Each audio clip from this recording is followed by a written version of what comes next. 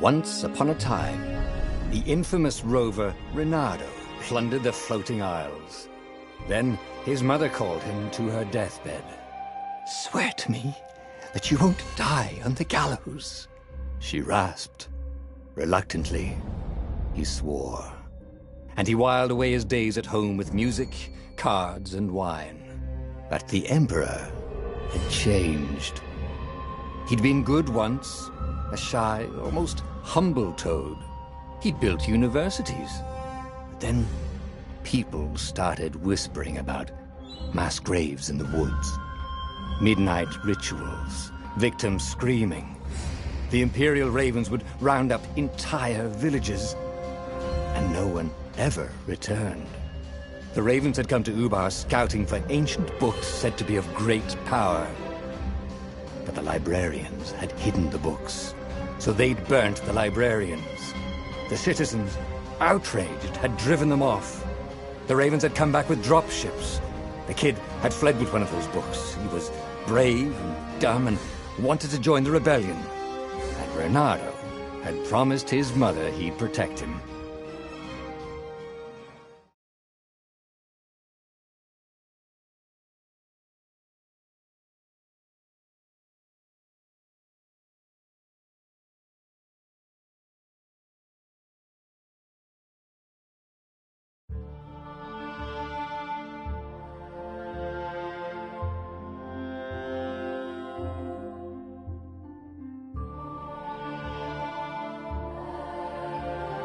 The kid was looking down, watching his city burn.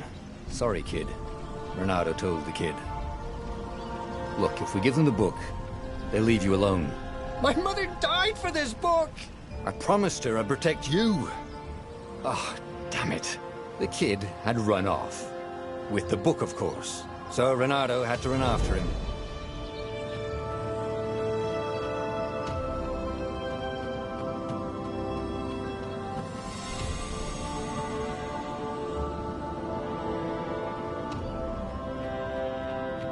The two ravens were staring at the kid like he was their dinner, which probably was what was in their tiny brains.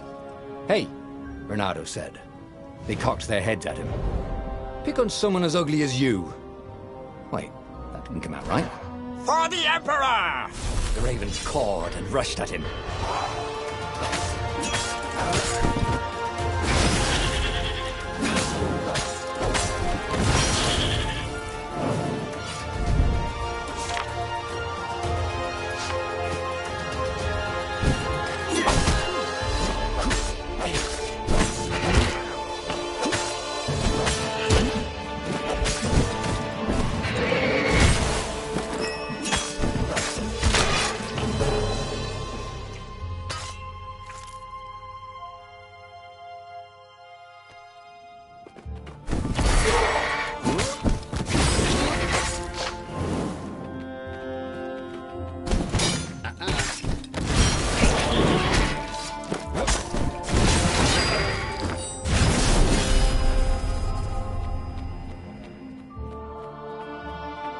A dropship flew overhead.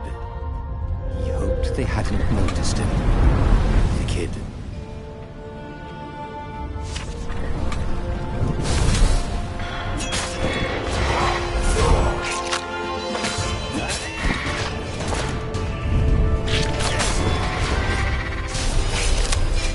Oh, right. The Gate of Heroes.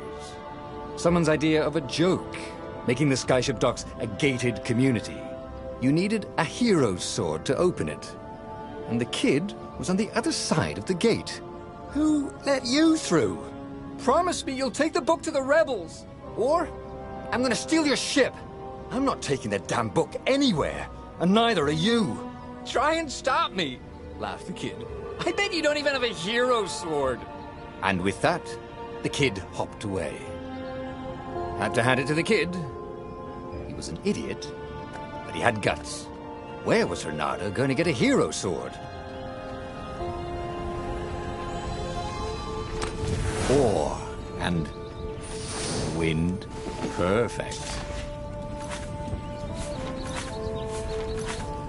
A hero sword. QED.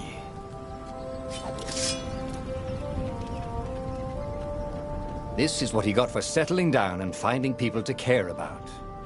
The kid's mum had been a swell cook, and she'd laughed at Renado's jokes, even when he didn't know he'd made one. And the ravens had come to burn her. And she'd made him promise to protect the kid. But she never told him where the book was. Just the kid.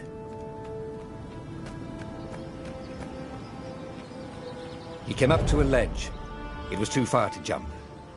There'd been a bridge here before, hadn't there? And there was Peter, giggling at him.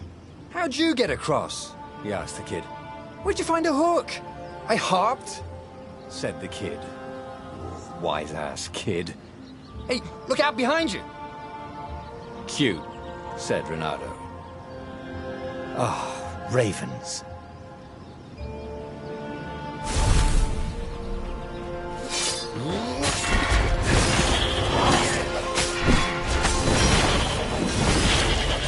It was time to talk some sense into the kid. Just hook his way across the ledge and chase the kid down. Thing was, he hadn't used his hook since he'd retired. How had he done it? Maybe if he meditated at that altar there, he'd remember his old skills.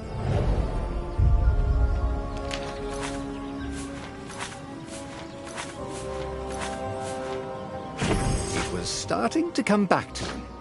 Something you never completely forgot, like how to freeze time when attacking. The more he fought, the more he'd probably remember. And there was the Farfarer. She was the fastest ship he'd ever known. She could do the Kestra run in 12 furlongs. Oh, so the salesman had told him. And something told him the kid was about to walk into an ambush. "Stop!" he shouted. "I'm not giving you the book!" shouted the kid, and took off. "No! Peter!" But the kid ran for it, and a goblin nailed him with its eye.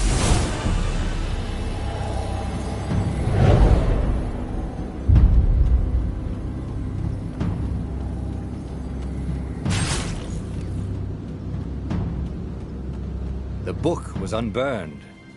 Next to it were the buckles from the kid's shoes, and a kid-sized pile of ashes. Damn it. Why hadn't he lied and told the kid he'd take the book to the rebels? The kid would be alive now. Really pissed off and betrayed, but alive. Oh, damn it. Renado picked up the book. He couldn't let the Empire have it now. He was going to have to get it out of there. He'd be a wanted man. Probably have to join the rebellion just to have a place to dock. Well, he'd hated home life anyway. What was the big deal about this book anyway? Maybe he should open it and find out. All that had been years ago. How many? The war was a blur. And now 3 Raven scout ships were chasing him. "Where are you running, rebel?" cawed the Raven captain over the loudhailer. Renado could see them cranking up their catapults. "Just going out for milk?" Renado yelled back. "Where can you run?" laughed the Raven horribly. Far behind him, another city was burning. The dark cloud above its island was thousands of Imperial ships. The fleet was doing a thorough job. "Take us to the rebel base, and we'll spare your life!" it called.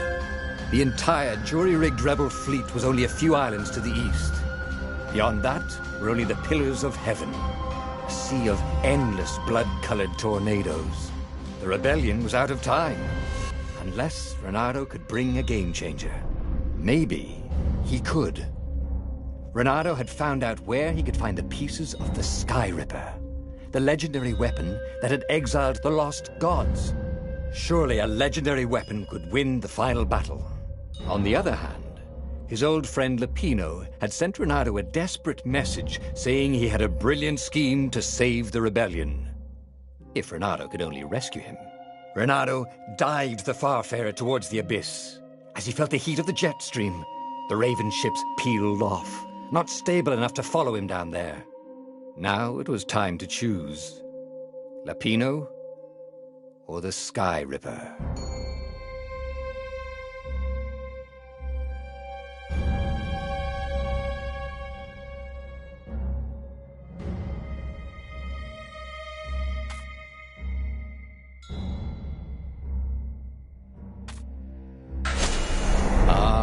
Lupino. Apparently, the Mad Rabbit had sold a Pegasus that he did not exactly own.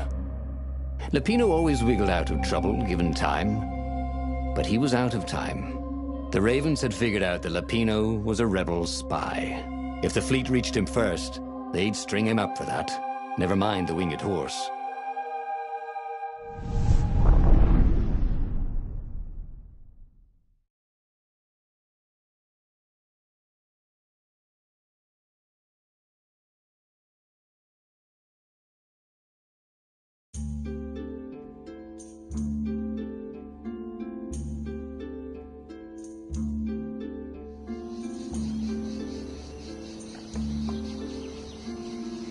Lupino had apparently managed to confuse the judge by arguing that he hadn't actually stolen the winged horse. He'd only sold it.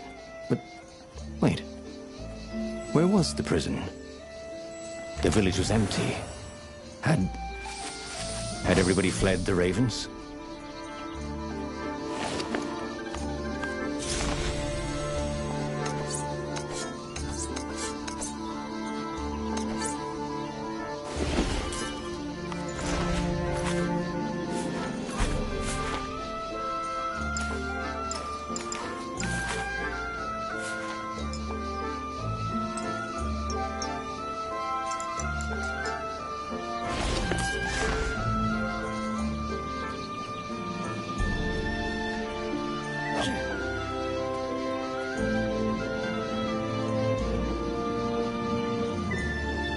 Imagine if you built a house on one of these things.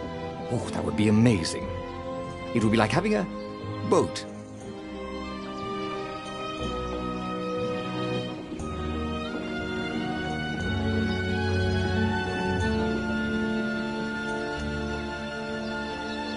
The Ravens had taken the town. Renato had seen villages emptied like this. All the people taken away to be sacrificed in the Emperor's secret rituals. Renato hoped the people were just hiding. Renato's blood was up. He just needed to smash something.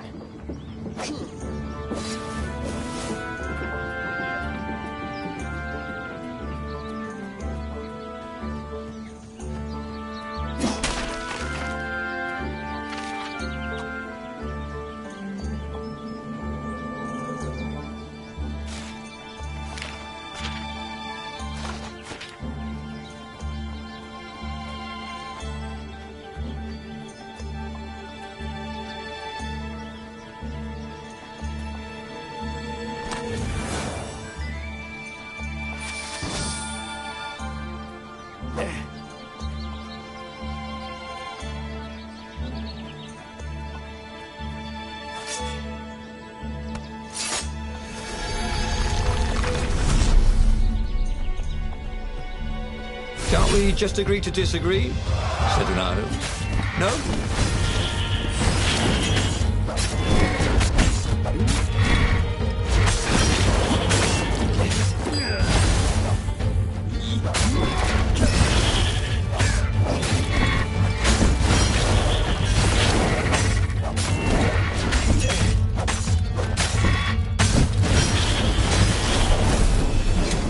Ravens were landing everywhere. The advance guard. He'd better get moving. If they got to Lupino first, they'd eat him for breakfast. Or a snack. If they got hungry, they sometimes forgot to interrogate their prisoners. Even top spies like Lupino. Where had the Mad Rabbit got to?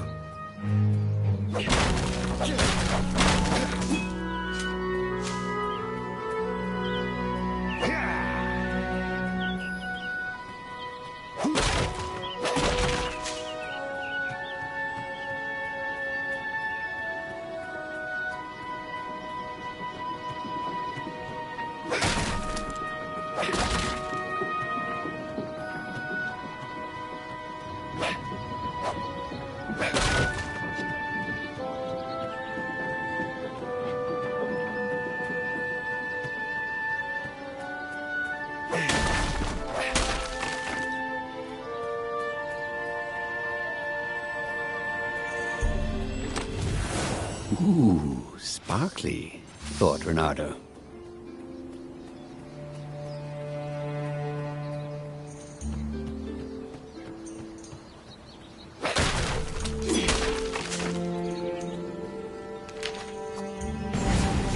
starting to come back to him.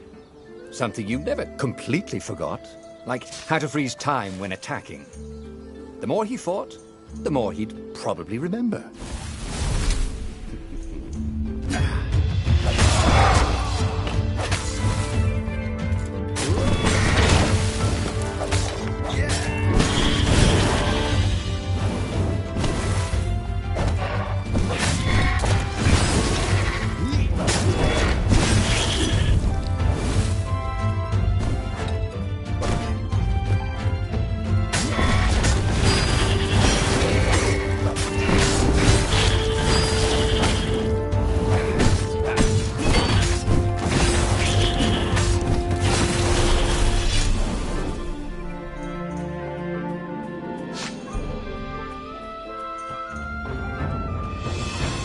Renato felt a chill run down his back.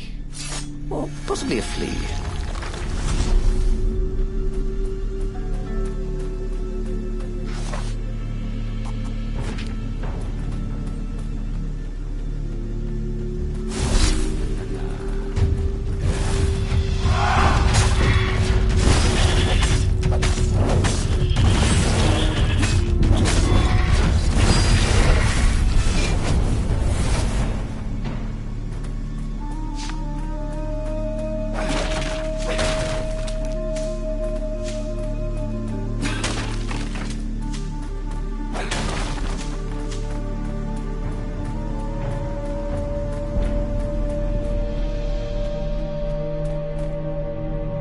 Dirty and bloody, Renato finally reached Lapino. The rabbit was practicing his shuffle. Renato recognized the cards. It was Lapino's favorite deck. Oh, I thought you were in danger. I am. The ravens are coming. Oh, the prison thing. Right, yeah, see, this guard owed me 53 ducats, so we made a deal. They're very reasonable people, actually, for weasels. Now, I got a brilliant plan to kidnap Zenobia. We capture Zenobia, we find out what she knows. And that's the whole war right there. Easy peasy, lemon squeezy. Capture the Emperor's greatest general, who also happened to be a deadly sorcerer and, oh, his only daughter? That would be worth it. On the other hand, he could still get to the core of the Sky Ripper, even if he couldn't get the whole thing. It must have great power.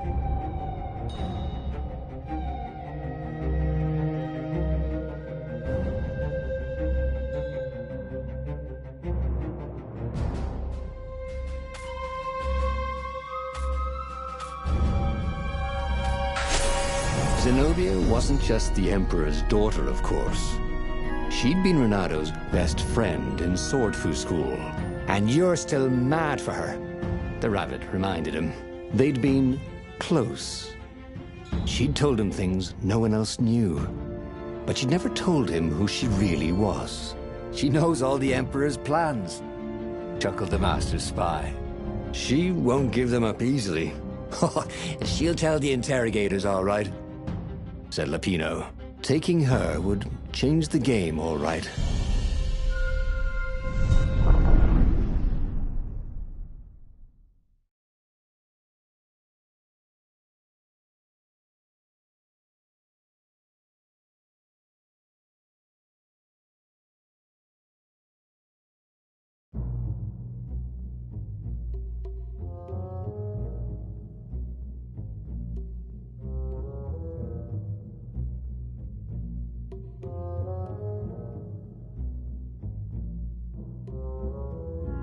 The city was already under Zenobia's control.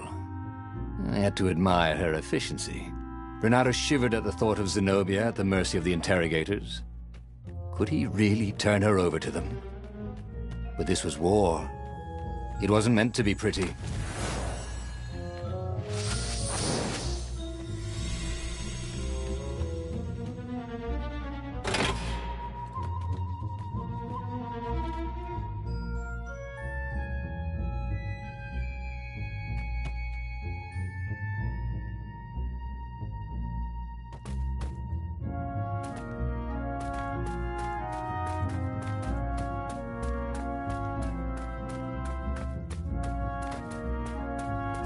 Guys actually tell each other apart? Because I'm thinking name tags.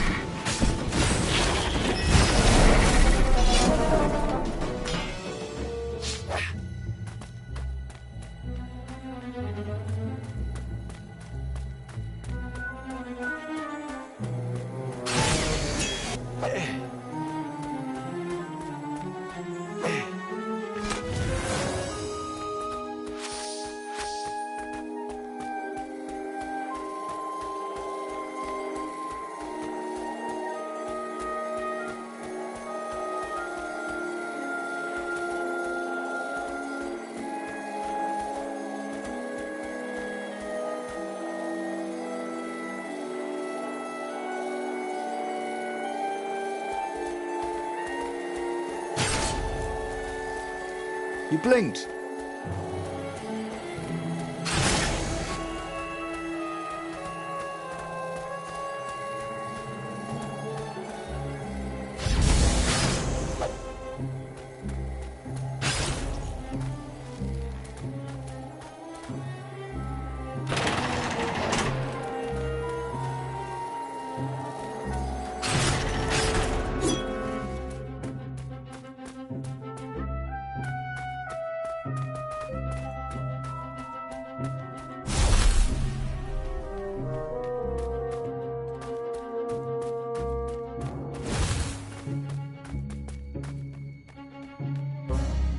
So, what's this plan of yours? Use me as bait. Said Lupino, and he outlined a slightly complicated plan that involved geese, a net, setting the Farfarer A little bit on fire. Lupino dressing as an old blind toad, and Renardo hiding inside a monstrous watermelon. What could possibly go wrong? Thought Renardo.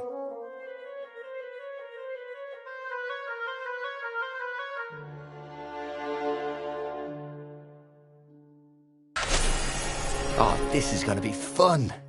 Said Lupino, as he ran to go set up his marvelous plan. If I craft a sword now, it's going to be really short.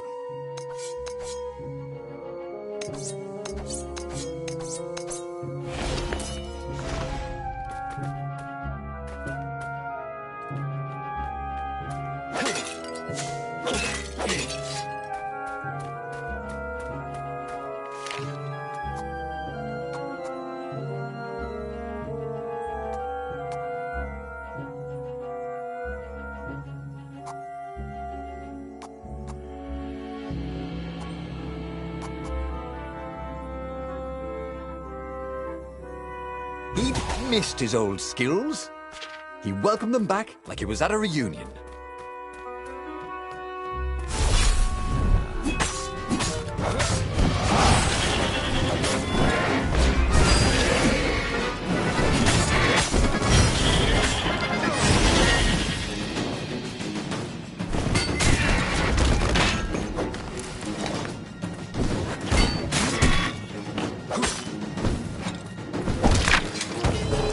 Renardo did not feel well. In fact, he felt dead.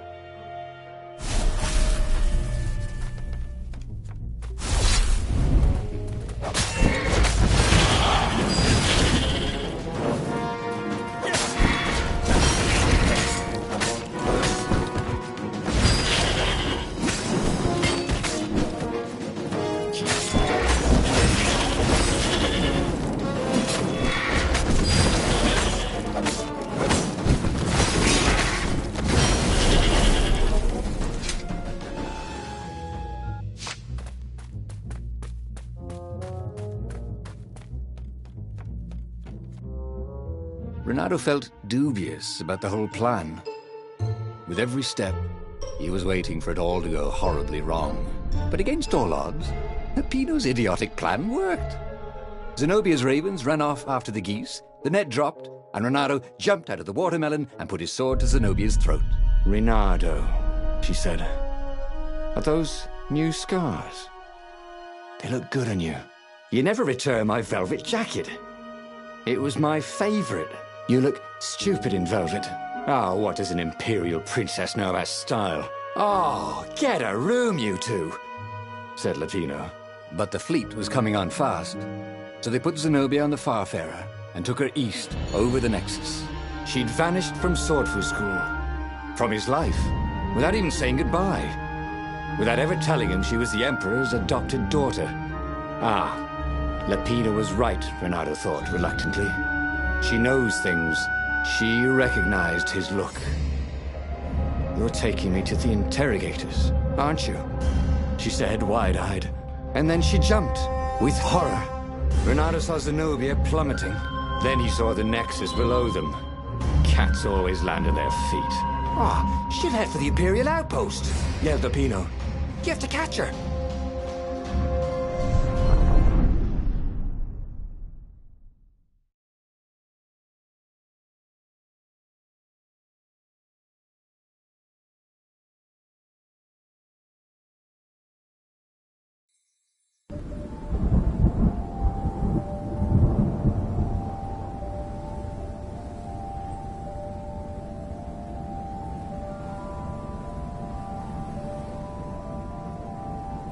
Cats can run faster, but foxes can run longer.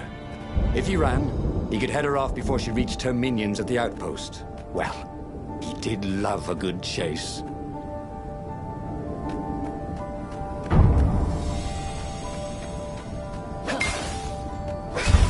Renata felt a little better.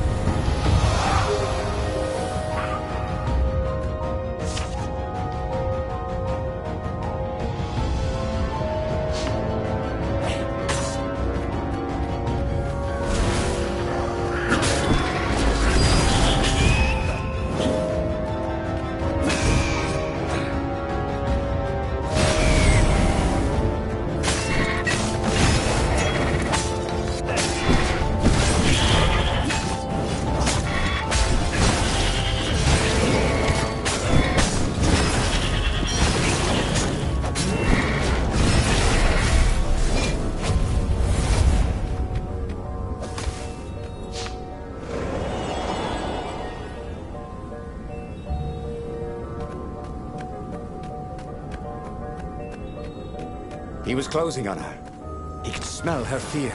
He tried not to think about the interrogators at the secret base. What did they do to her? Maybe it didn't have to end that way. Maybe he could talk to her. But, after all, there were worse things the Imperials had done to friends of his.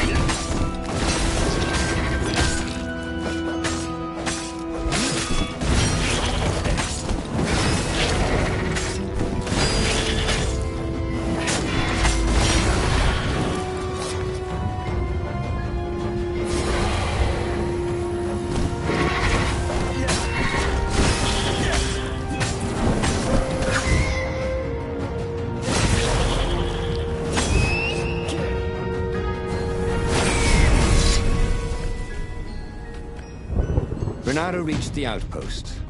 The Imperials there were no match for him. Soon after, Zenobia limped up the path. When she realized he was already in front of her, she didn't even try to run. "Oh, you left without saying goodbye." Again, he said, "Please, I'm enjoying this a little too much," she said, shaken. "Oh, spare us the chit-chat, would you?" said Lapino as he shackled her hands so she couldn't throw spells. "She knows all his plans." All the way back to the Farfarer, Lapino nagged Renato about how the interrogators would pry all the intel out of Zenobia. How that would turn the tides in the imminent battle. All they had to do was take her to the rebel secret base. Renato didn't like to think about what the interrogators would do to her. Couldn't he just talk to her?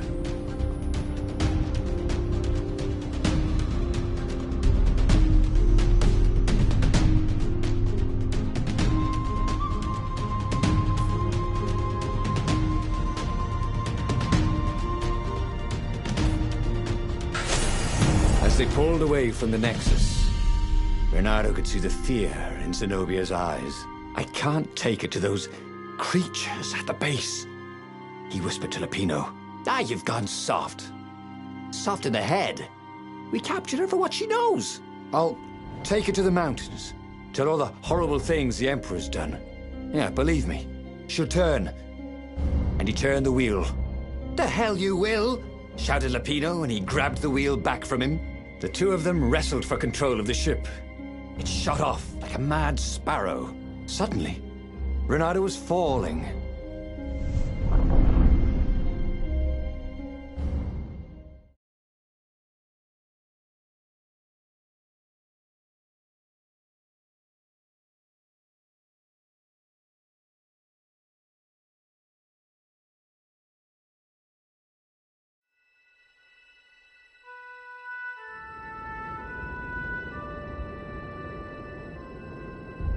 When he came to, Zenobia was standing over him. Why didn't you take me to the base to be interrogated? She demanded. Do you know what's left of people they interrogate? This is some trick, isn't it? To make me fall for you again. Well, I won't. Oh, go on then. Scurry back to your ravens. I can't stop you. But strangely, she didn't. As Renato set off to find the Farfarer, she followed him, keeping just out of sight of the ravens.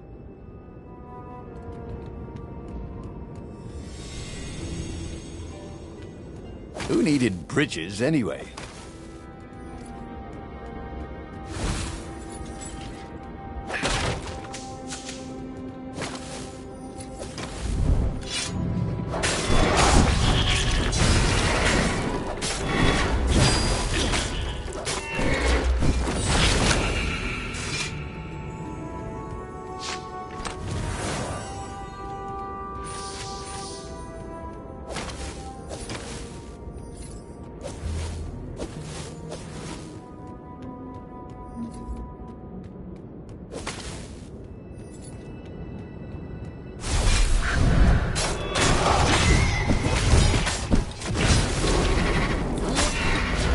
What kind of raven can't fly? Thought Renato.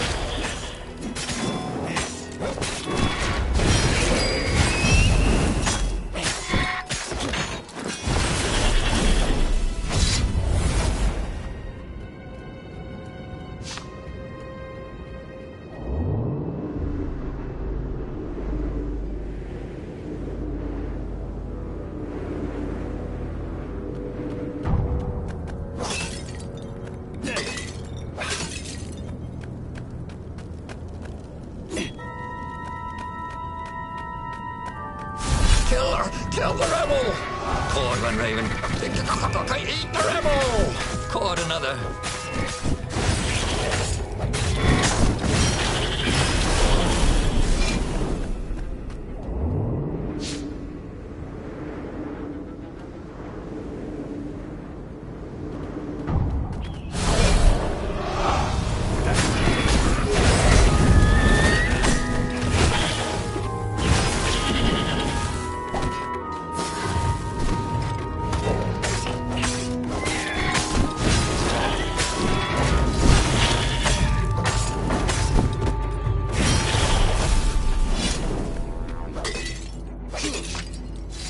As Renato stopped to sniff the wind, Zenobia came up, still mad.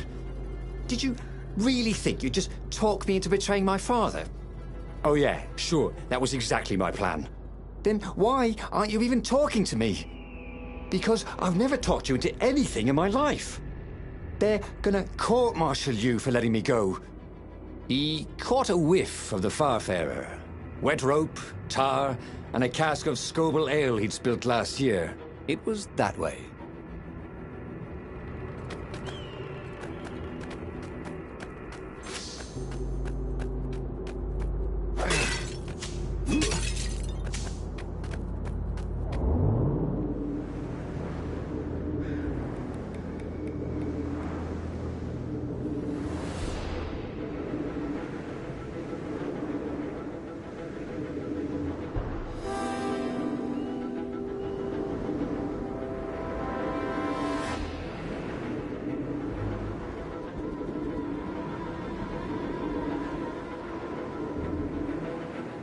Renado's paws were getting numb.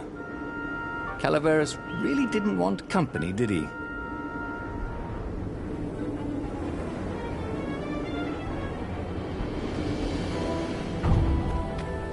Renado wondered if he should have taken Zenobia to the rebel base for real. Maybe she wasn't playing him after all. After the bleak talk about the Emperor's dark secrets, he was regretting his suspicions.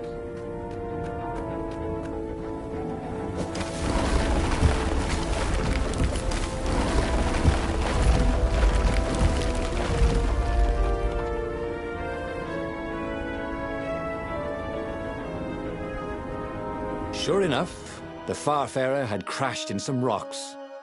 There was no sign of Lupino. Zenobia caught up. All that kid stuff in Swordfu School. Look, that's the past. We're adults now. We have duties to other people. We have destinies. What are you talking about? And you are the most arrogant, slow-witted, light-fingered, mercenary, immoral, reckless. Run away with me, said Renado, and he realized he meant it. What? Just like that? She demanded. I will, if you will. So she kissed him. And it was the best kiss he'd ever had. They held hands as they boarded the Farfarer. Renado felt light-hearted, like the winds that were playing the rigging like a balalaika. But Lupino, I need to get back to Lupino, he said, suddenly realizing he could have been captured. A prisoner. He's not. How'd you know? He saw something in her eyes he didn't understand. He fell, didn't he? Into the abyss. She looked away, wouldn't answer. But then a bolt smashed through the Farfarer's keel. The broken ship plummeted out of the clouds.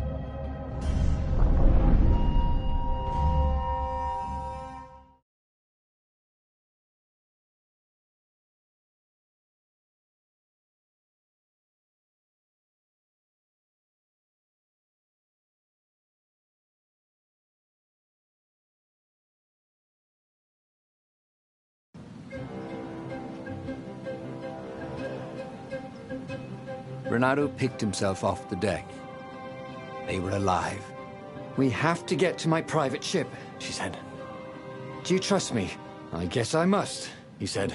You go on ahead. Clear the path, she said. I can't kill my own soldiers. He wanted to say that he didn't trust her, that he had no idea what he was getting into. But he had no choice, did he?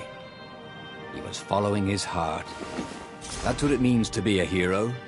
You had to follow your heart.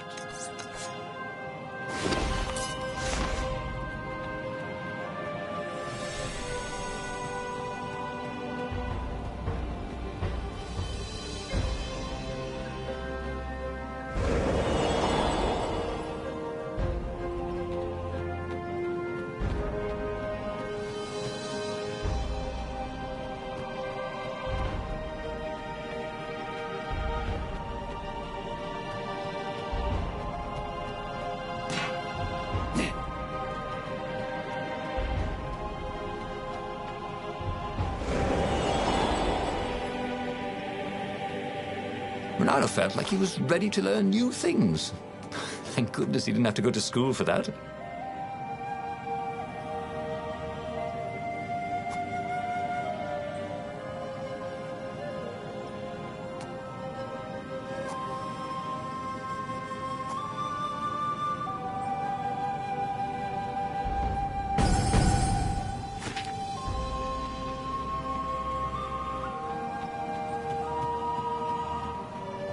The portal was heavily guarded. It must go someplace they really didn't want him to go.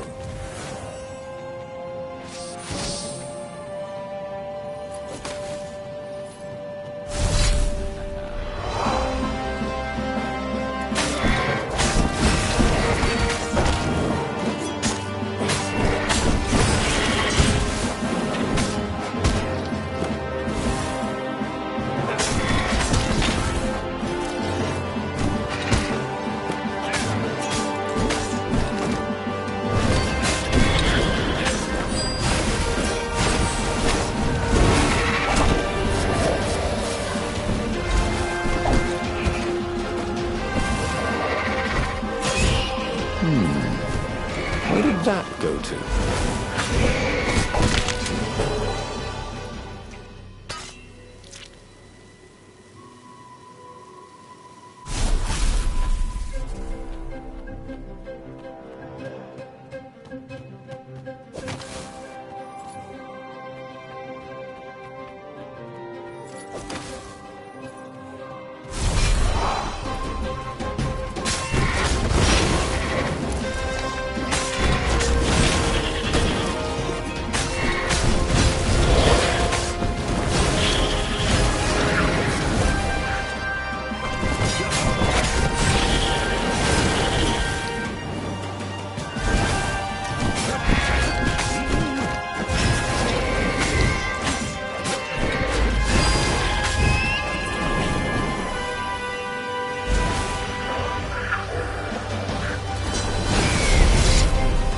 In a swirl of newly remembered knowledge. He needed to focus.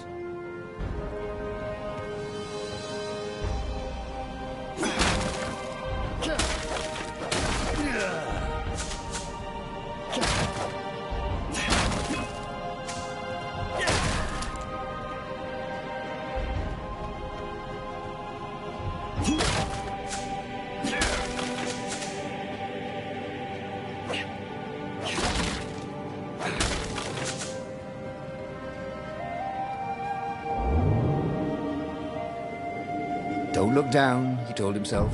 Don't look down.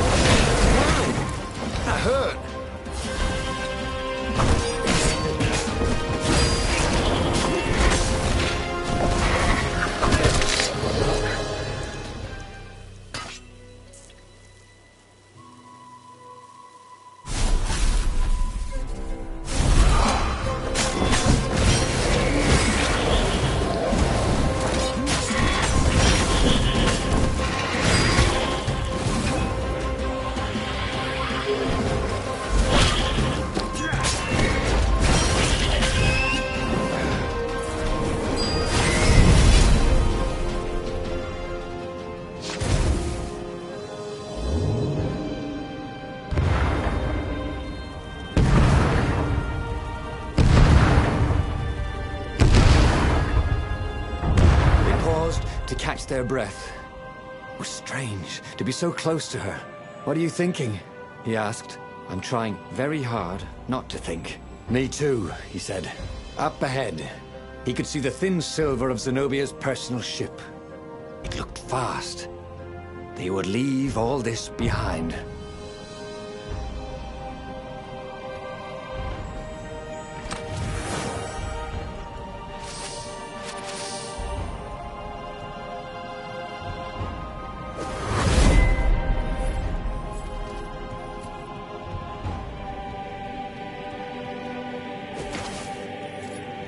What was really fun was putting yourself onto a moving ship.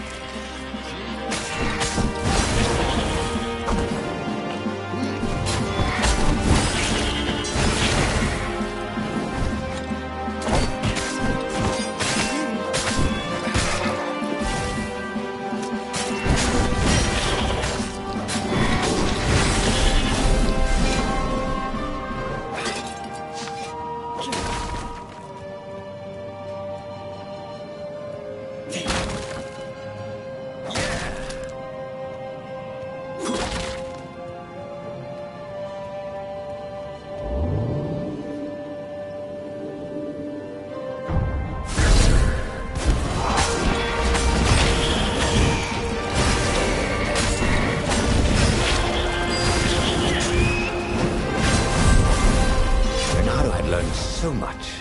It was time to turn it into something he could use.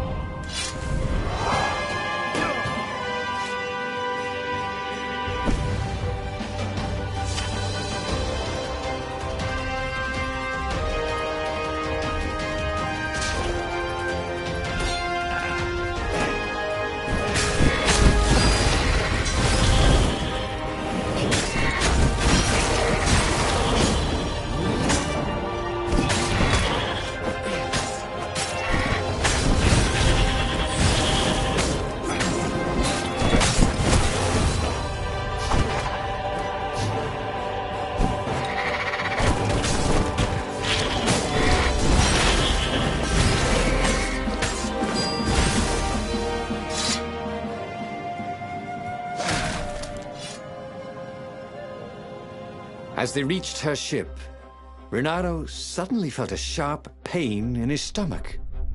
He was surprised to see a crossbow bolt sticking out of it. I was going to lead the Empire to our secret base, said Lapino. But no, you had to screw up my plan because you've still got a thing for her. Renato stared at Zenobia. The kiss. Was it real? She said, with a look of indescribable sorrow. She gestured and said an arcane word, and Lapino went flying into the abyss, screaming, "I'm telling your father!" Then she knelt down to cradle his head, and her paws felt very soft and warm. Okay, that was weird. He could have sworn he'd just died. Instead, he was on the Farfarer, sailing away from Ubar. And it was still burning. He'd fled burning Ubar years ago, hadn't he? And now he was back there. Had all those years fighting the Empire been nothing but a vision into the future? A useful vision if it was true. He'd learned something. Lapino was a traitor. Renato had suspected there was something wrong with the Mad Rabbit, but now he knew there was malice behind his goofiness.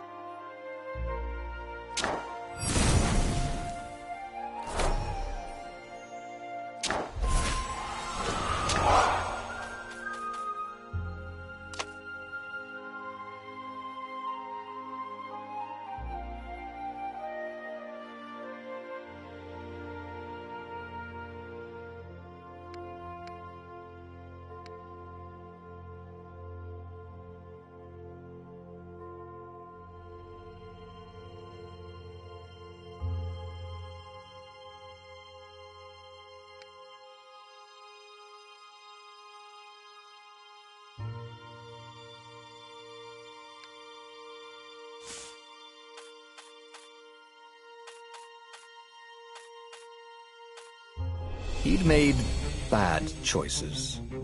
But now, when the real battle came, he wouldn't make those choices. He wouldn't make the same mistake twice. The book's pages began to flip backwards, towards the beginning. And he realized that his adventure was just beginning. The clouds parted over the Isles of Boreas. It was time to choose. The rebellion was in trouble. Ravens were scouting for the secret rebel base.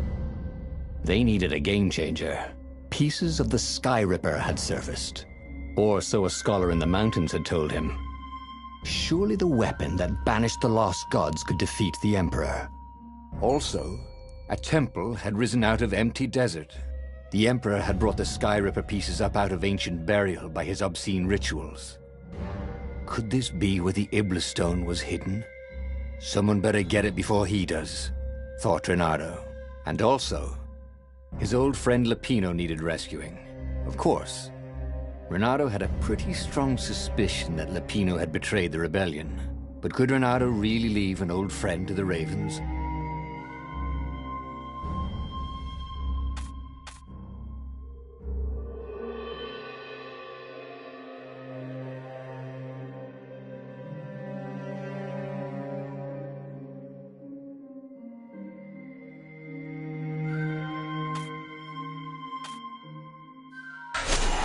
The island was windswept desert. No one went there except ostriches and ostrich hunters. The Iblis stone. It sounded ominous. It sounded powerful. If the Emperor was searching for it, it must be dangerous. And so, Bernardo went ostrich hunting.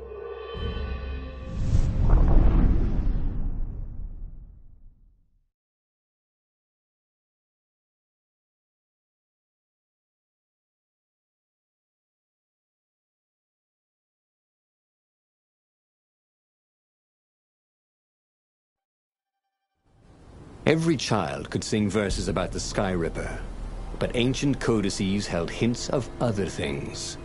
A stone that ate souls, a ruby that drank blood, a jewel only a righteous man could give away. Were all these things the Iblis stone? Long hidden in a buried temple? Another ancient item that was only resurfacing now? Drawn up from the deeps by the Emperor's horrific rituals?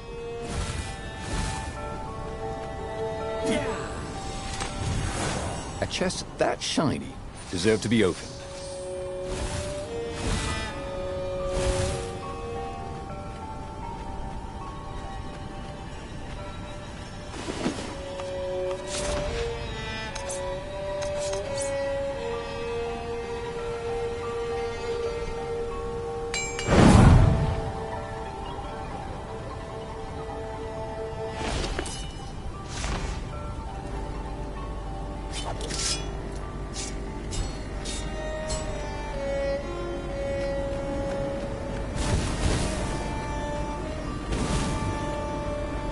Reynardo distrusted doors that opened automatically, especially after being buried for millennia. Was this some sort of trap?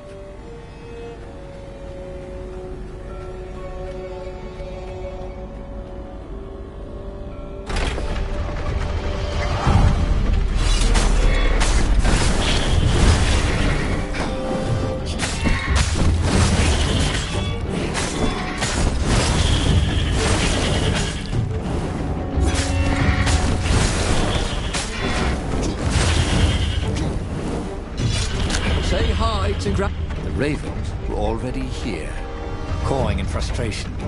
They were still searching for a way in. Good. Then he hadn't come too late.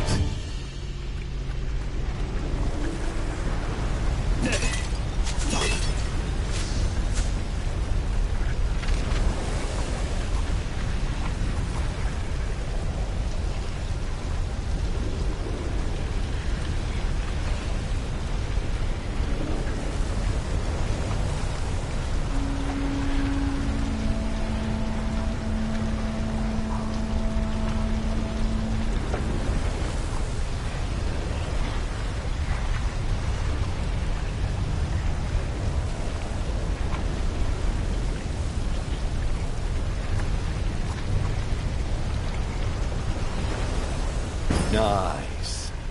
That could be useful.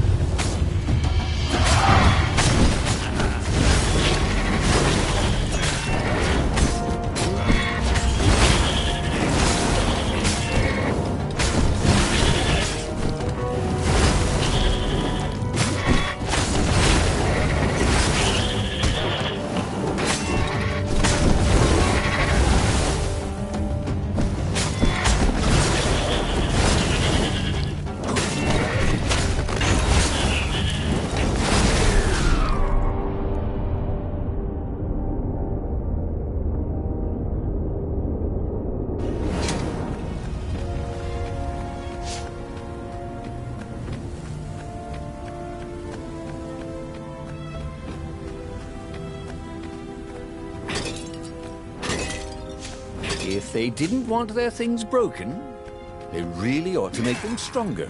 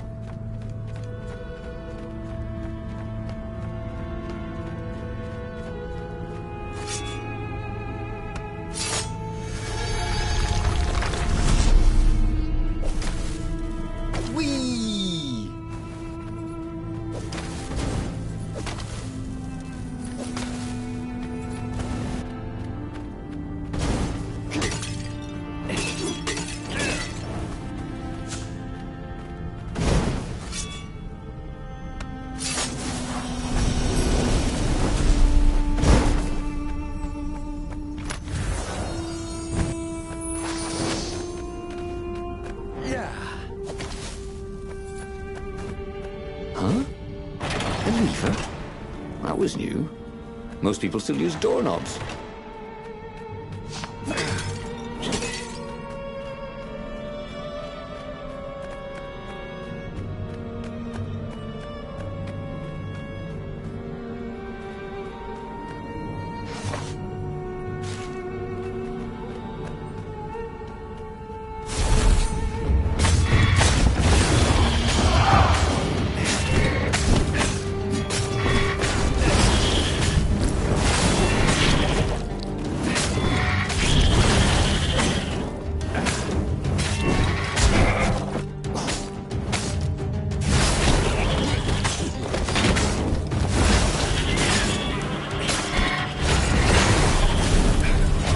Renado knew more than he ever had. But about what?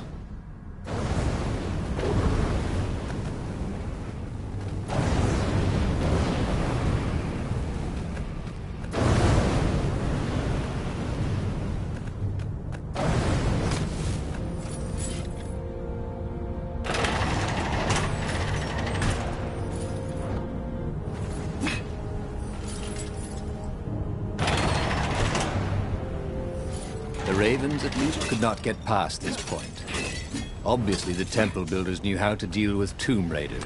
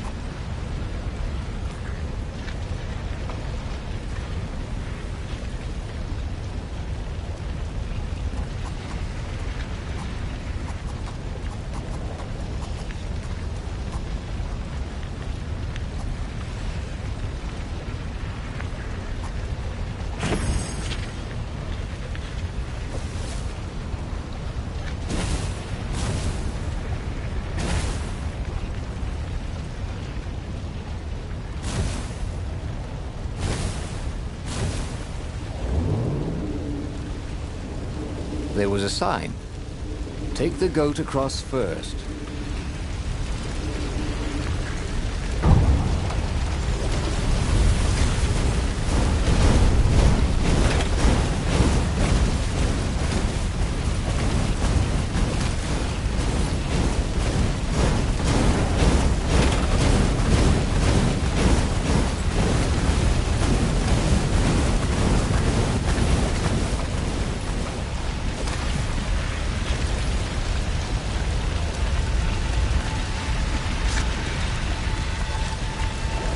It was a stone of the purest blackness.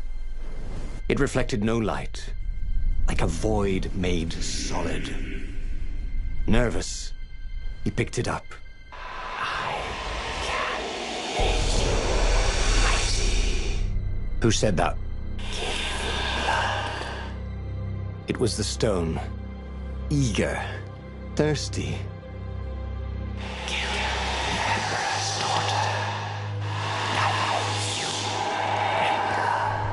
Emperor. That seemed tempting and terribly wrong.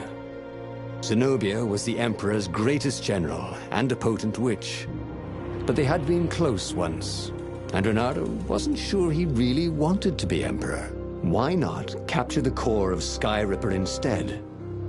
It was the eye of a lost god torn out by the transcendent Emperor to power his greatest weapon. What's the core? Said the stone anxiously.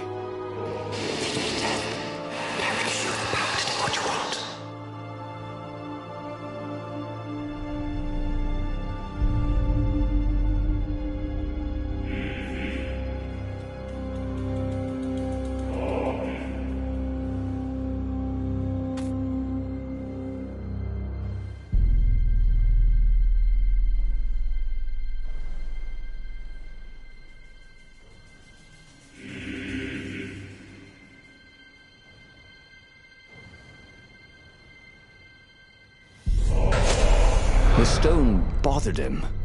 He hated being told what to do. Wasn't that why he joined the rebellion? Wasn't that why he'd refused to be a soldier? He'd agreed to come on board only if he could freelance. The stone felt a bit clingy. The sage Calaveras had told him where to find the Skyripper, a weapon capable of challenging the gods. Even without its armature, the core would still possess great power. He would go there.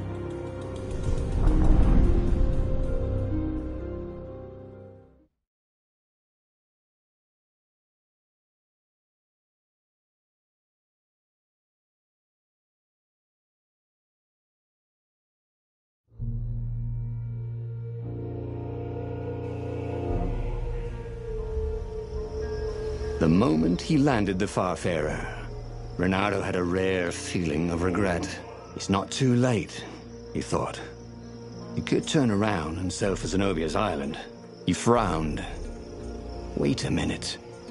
He didn't want to kill Zenobia, did he? Sure, technically she was the enemy, but they'd been at Swordfu school together.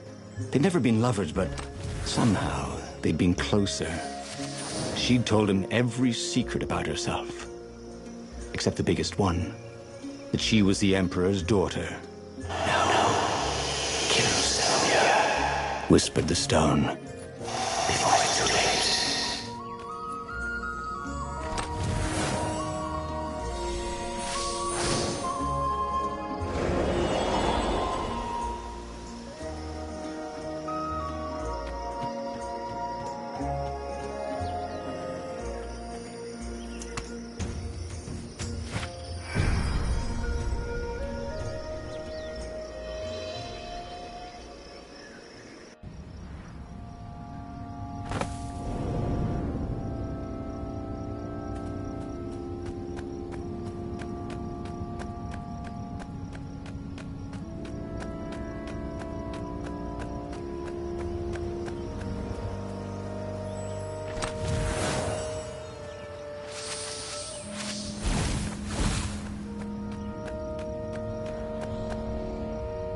There was something sour in the air.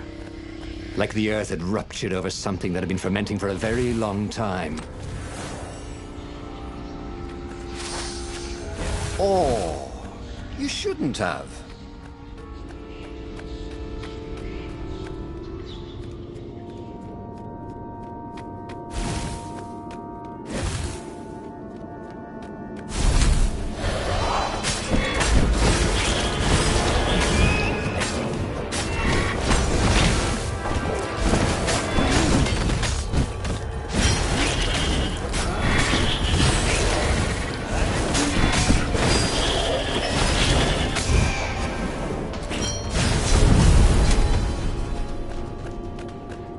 The stone hadn't lied about what it could do for him.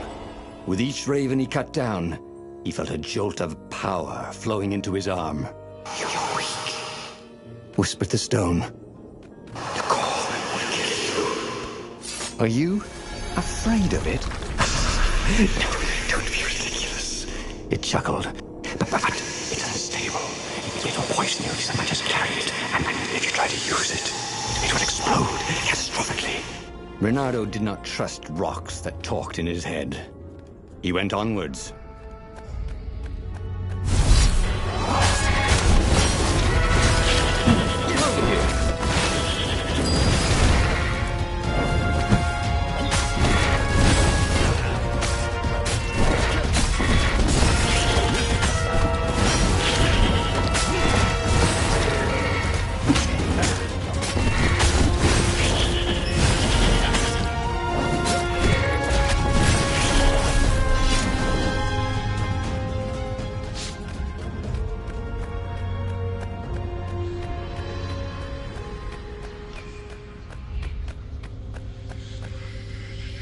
As he approached the core, the stone became hysterical. No! It's too much power. We'll rip a hole in space and time. He had a sudden vision of plunging his gauntlet into the core and dying in anguish. That wasn't his vision, was it? The stone had sent him its darkest fears, hadn't it? He had a sudden impulse to do exactly that. He raised his right fist and plunged it into the core. There was a rush of light. He thought he could hear the stone screaming. And then he passed out. When Reynardo came to, the core was gone. But the Iblis stone was no longer black, but glowing with a blue light. And it was silent. "I can't hear you," he sang out, and "Yoo-hoo!" It didn't answer. "Ha!" he said. He had defeated the demonic gem with the power of his mind. He felt invincible. It was time to attack the Imperial outpost on the Nexus. Take the battle to the enemy. But among the huge crystals, there was also an observatory. A wise man would probably ask the scientists exactly what he had first. How wise was he?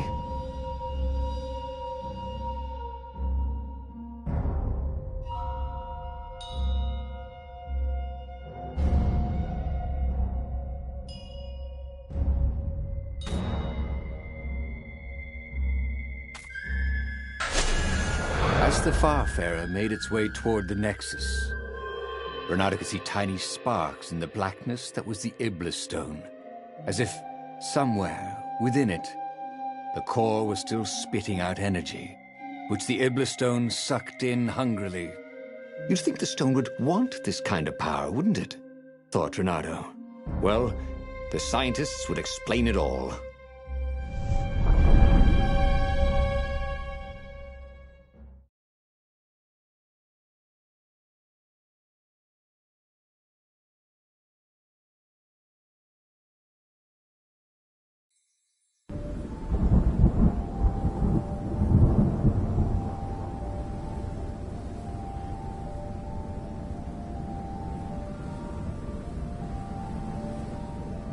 See?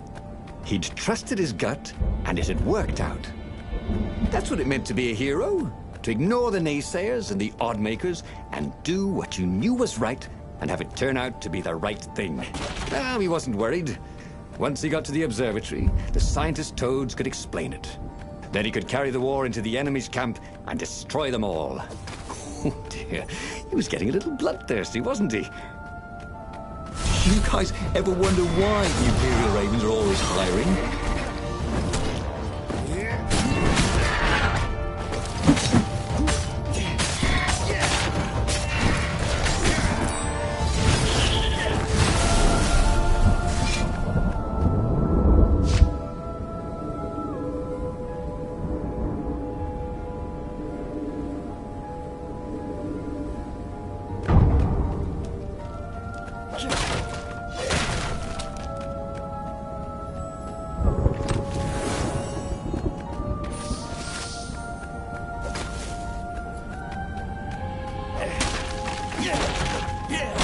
Artisans he was creating employment for. Truly, he was a job creator.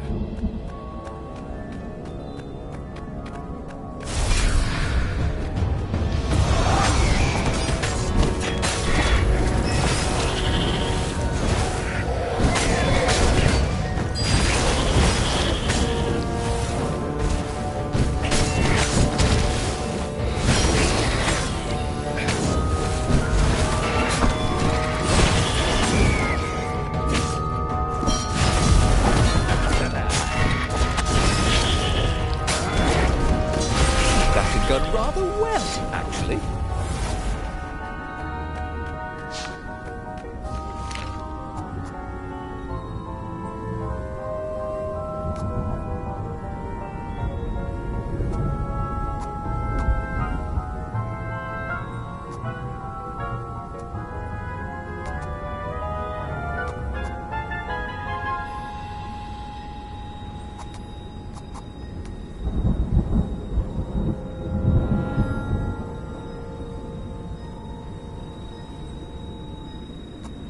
Cool. Wish I could do that.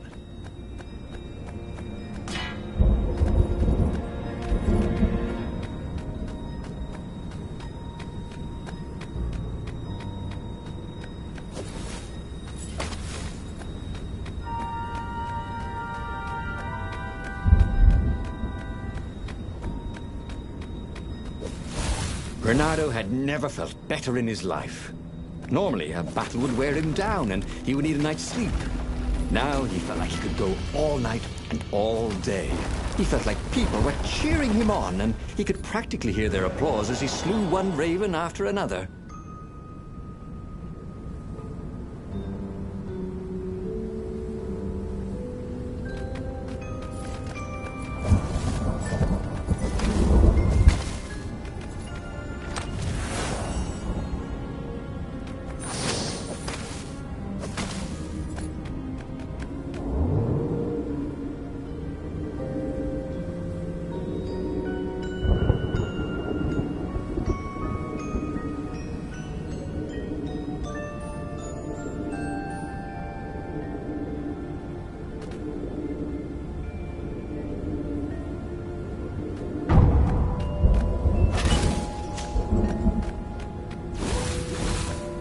The Iblis Stone and the Skyripper Core.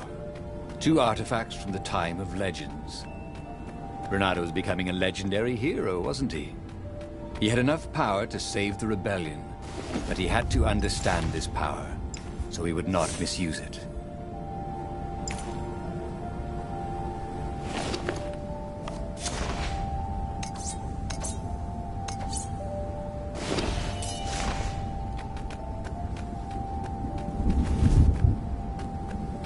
There was an inscription, no spitting.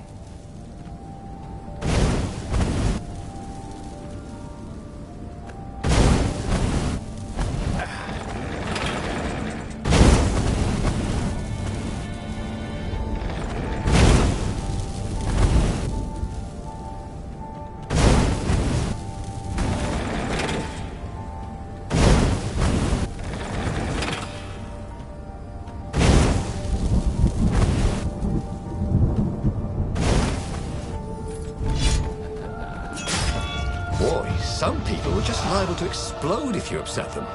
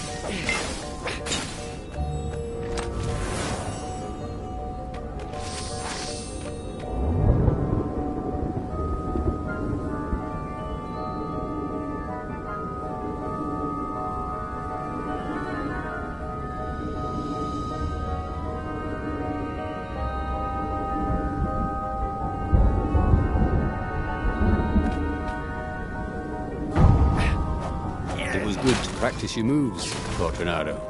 Keeps you limber.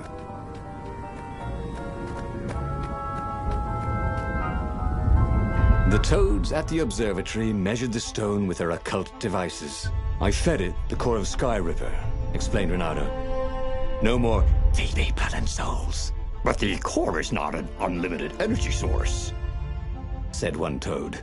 Another said, There's a feedback loop, you see, which could overload the stone. Yeah, the stone doesn't actually feed on souls, claimed a third. but on pain of killing another sentient being. If you can truly be at peace with yourself, it would not overload. This was all very confusing. At peace? Yes, the mountains were peaceful and quiet, but he now had the power to turn the tides. He should report to the Rebellion Council and prepare for the decisive battle.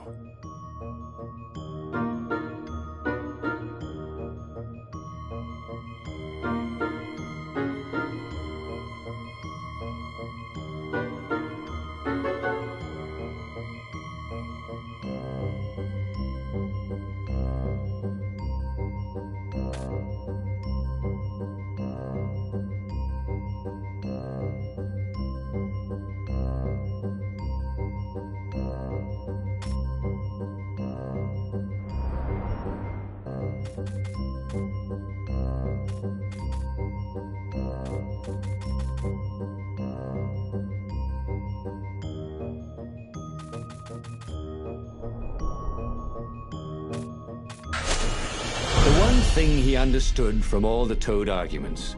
Maybe the stone did not feed on blood, or souls, or rage. It fed on empathy. It fed on the pain he felt when he put an end to another being's existence.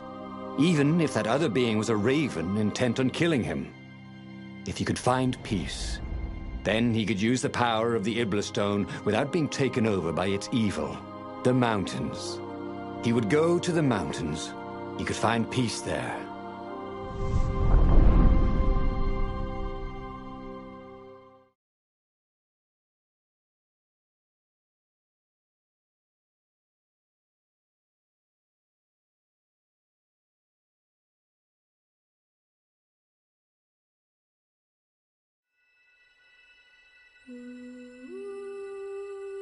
Unfortunately, the mountains were not empty.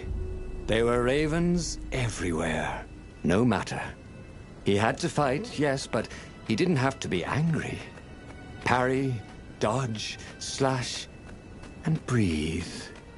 Yes, focus on the rhythm, the dance of it, not on the blood or the raven's core as they died. Ah, it was working. He wasn't feeling those dark jolts of eldritch energy. He wasn't feeding the Iblis stone.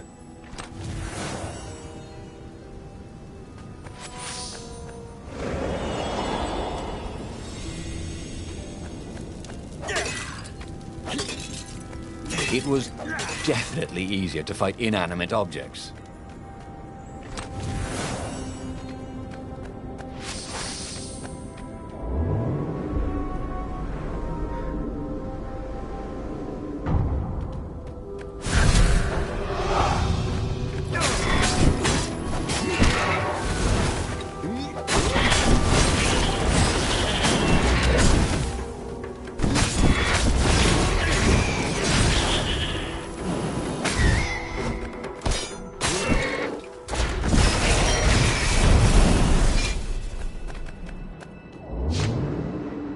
The stone was still silent.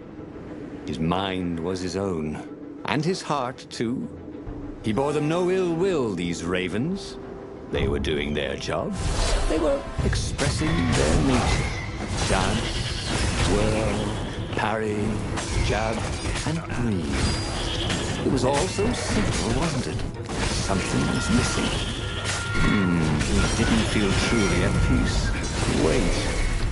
Wasn't this near where Calaveras lived? The sage would help him figure it all out.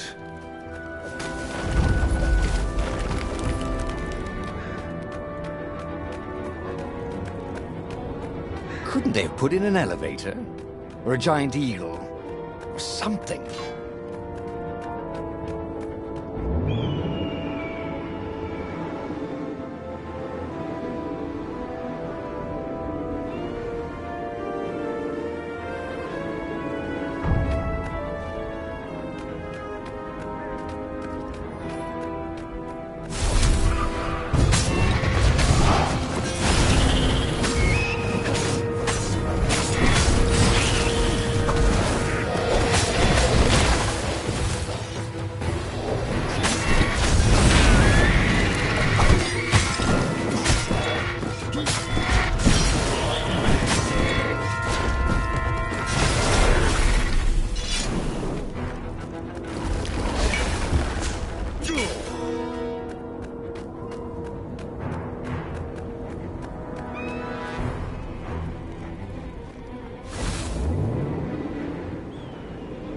Reynardo had always wanted a flying carpet.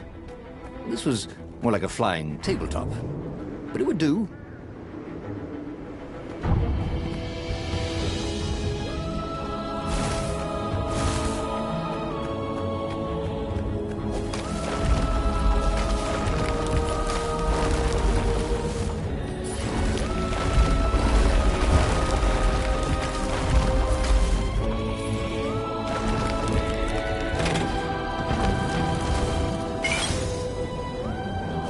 Open, says me. The Iblis Stone, silenced by the Sky Ripper's core, had given Reynardo enough power to challenge the Imperial fleet. But what Reynardo was seeking was inner peace. The rebellion was on the verge of extinction, but it would have to wait.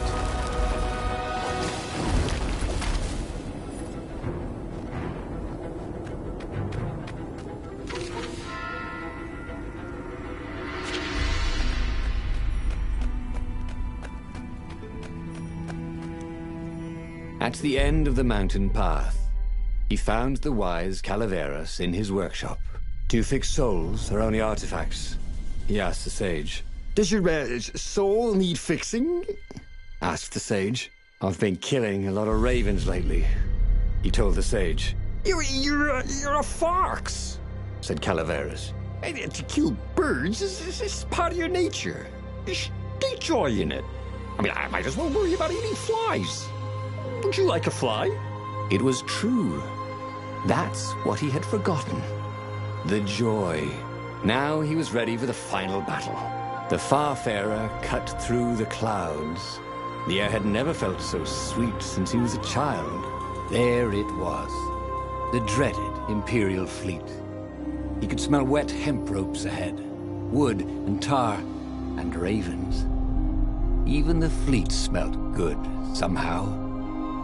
He was ready. He was ready.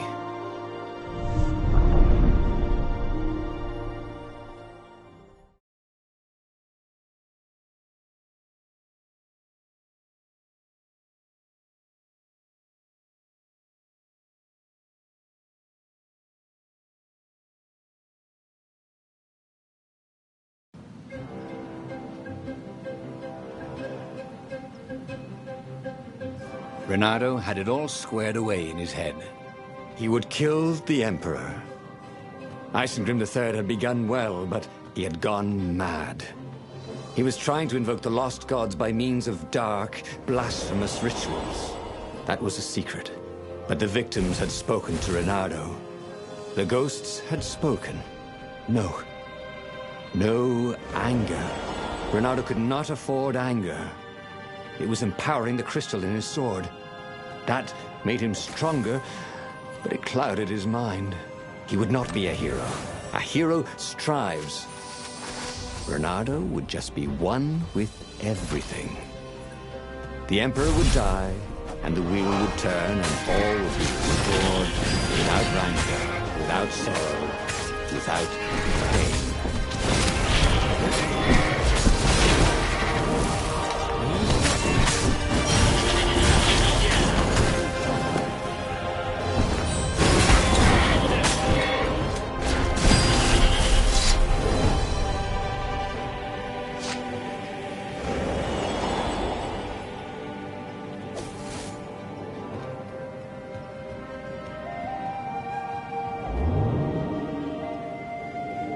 Oh, this really didn't have much in the way of safety features, did it?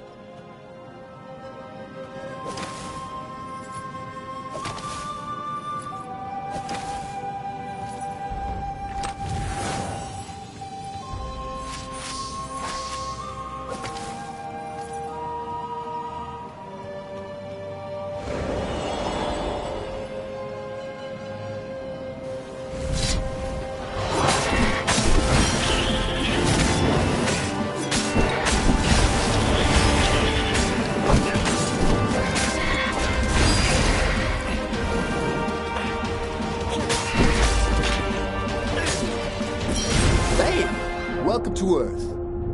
Reynardo told the corpses. It was something he'd seen in a play once.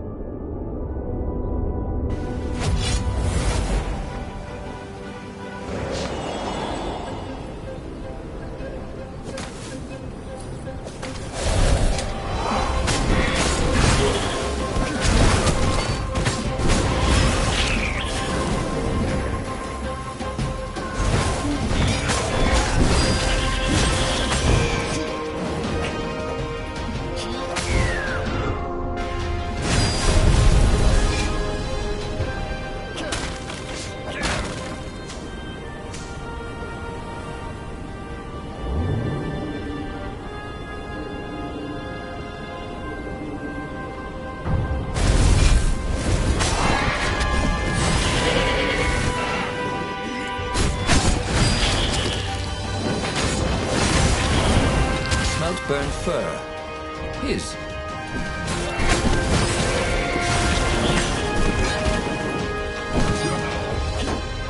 Can I borrow that?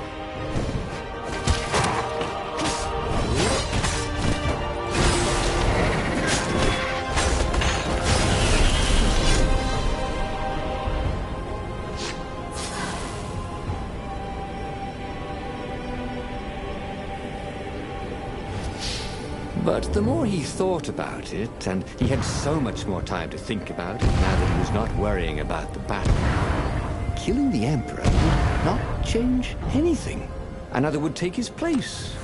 Perhaps Zenobia. Perhaps the Speaker of the Rebel Council, and power would corrupt them too, and death would make grief, and grief would lead to hatred. He must lead by example. Reject the violence. Reject the desire to create violence. But how?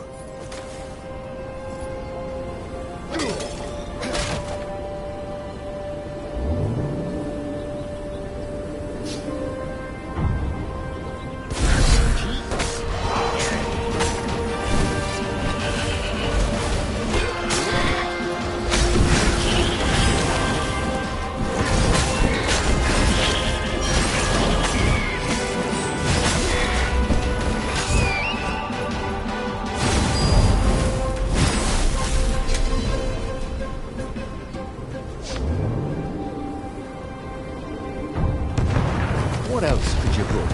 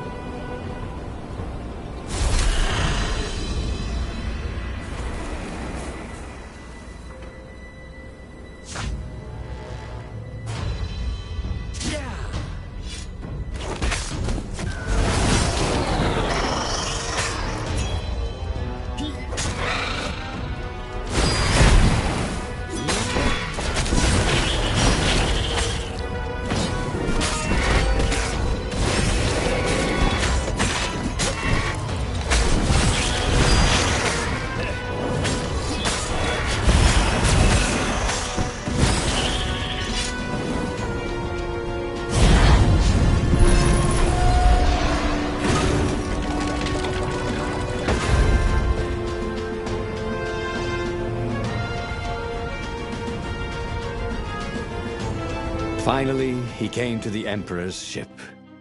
The path behind him was strewn with dead ravens. The path to enlightenment. His mistake, he realized, was trying to change the world. The world would spin and the wheel would revolve whether he strove against it or not. What he had to do was nothing. He had attained enlightenment. He sat down, adopted a full lotus position, and began to meditate. And all around him, the warriors stopped fighting too. They knew. They could feel his enlightenment. They gave up fighting, dropped their weapons, and became his disciples. No, just kidding. The nearest raven stabbed him with a sword and then chopped off his head. I might not have thought this through properly. Thought Renado's head as it rolled around the deck and died. Renado stared at the book. He was still alive. Again. And still only flying away from burning Ubar. Had he lived that adventure? Or only dreamt it? Had he really died? It felt so real, not like a dream at all. And he'd lost again. Oh, he hated that. But he had made different choices. And he'd lost in a different way. It was the book, wasn't it? Oracles showed you your destiny. But this was showing him different ways he could die miserably. Thanks a bunch, book, he thought. But these were destinies that he did not have to fulfill. But he'd learn another true thing. The Iblis Stone was evil. It would try to corrupt anyone who used it.